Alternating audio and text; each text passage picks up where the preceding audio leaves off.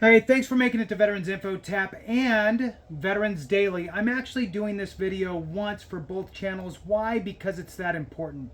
Here's the headline, and it is of no surprise, and it really actually pisses me off. The VBA, which is the Veterans Benefits Administration, this is where you file your claims for disability compensation and so forth. The headline is, VBA did not identify all Vietnam veterans who could qualify for retroactive benefits. Go figure. And what are you told? You're told, sit back, relax. We're going to reach out to each and every one of you. And look, they didn't. So it's really frustrating. I want to read through this. It's fairly short, but I definitely want to get this information out to those that are not aware. This just came out yesterday, which is June 27th, and I'm pushing it out here this evening as a bit of a late post for you guys, but it's just frustrating. And so again, thank you for watching both channels. I really appreciate it. Clay is not here with us. He is on a pseudo, ninja stuff, and he'll be back here hopefully, I think, next week. But wanted to get this out to you. All right, so jumping into it, the OIG conducted this review to determine to what extent VBA identified veterans potentially eligible for prior disability claim readjudication and retroactive benefits under the National Defense Authorization Act, the NDAA, and identified two missed populations. Of the approximately 86,894,000 veterans and their spouses and their families and everybody else who's affected and impacted by this.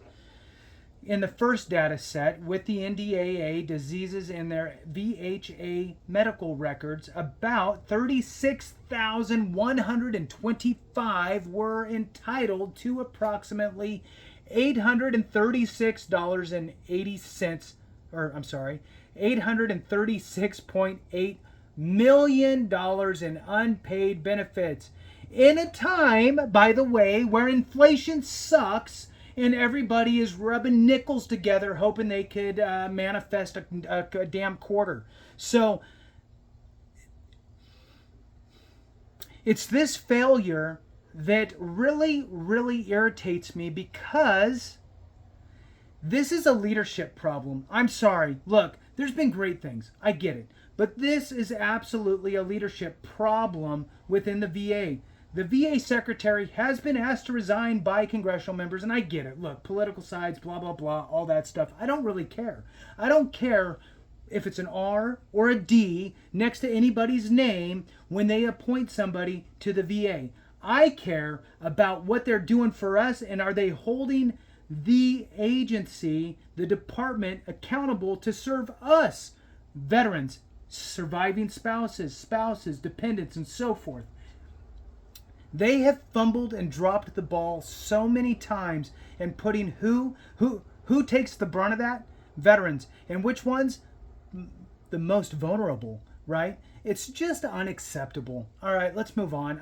I'm just going to read through it. I'm getting too ridiculous. All right, so a VA senior management advisor stated VHA records were not involved in readjudication determinations because VBA did not have ready access to VHA. The VA is a three-headed monster.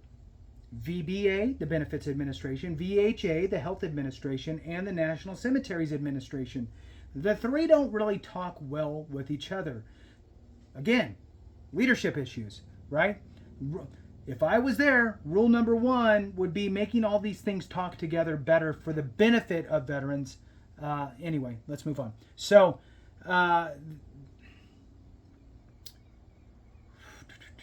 reading through, all right.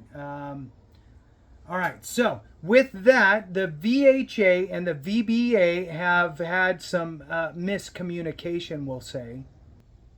And for the second data set identified through Camp Lejeune service records, The OIG reviewed claims for 226 veterans and estimated 102 were entitled to about $7.5 million in benefits.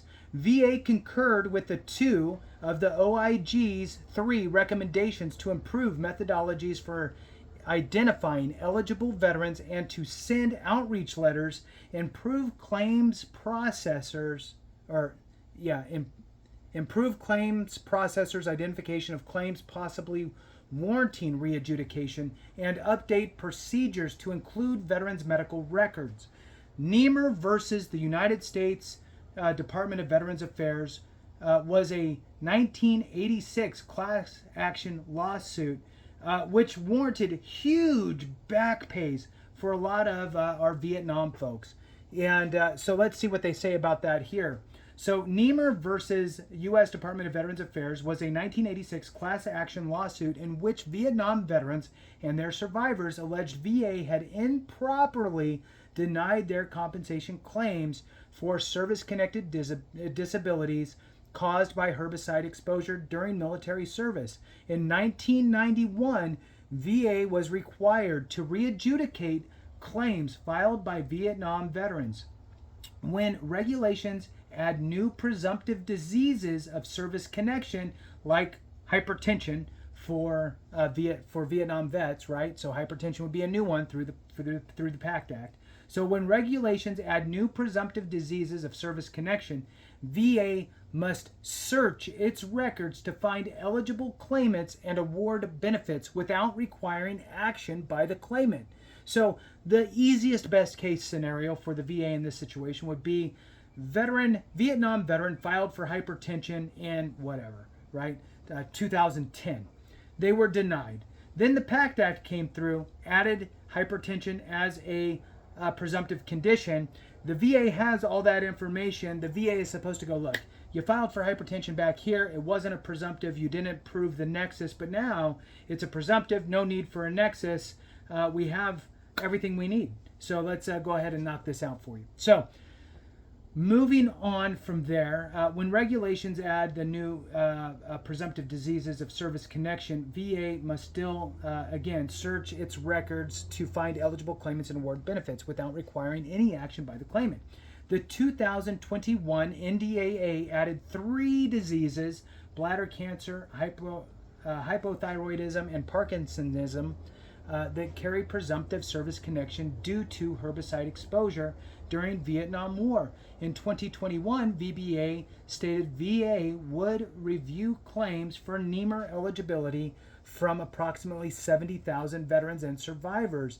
And meanwhile, every month we have more Vietnam veterans that are passing away, just throwing that piece out there. So veterans and survivors in its implementation of the NDAA. And additional veterans might be identified through other document review.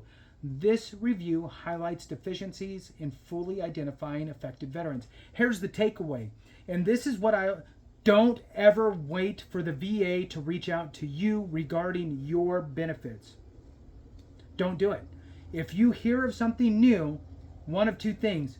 You either have the wherewithal to file for it yourself and take care of it, or you don't. If you don't, go find yourself, which I highly recommend, an accredited representative, veteran service officer, veteran service organization, so on or so forth, or whatever, you get it, and work with them to identify whether or not that is a benefit that you can go after.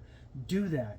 Take that opportunity. Don't wait on the VA, even if all of the publications out there from the VA say, we're going to reach out to every single one of you. Obviously. They can't get it right to begin with. Don't rely on that. You will suffer. Sure. Will they get it right sometimes? Sure. But don't roll the dice. This is not, you don't want to play Russian roulette with the VA. You want to take the bull by the horns and push it forward. With that, thank you so much for watching. I appreciate you. Have a great one. And remember, if we don't take care of each other, something went wrong.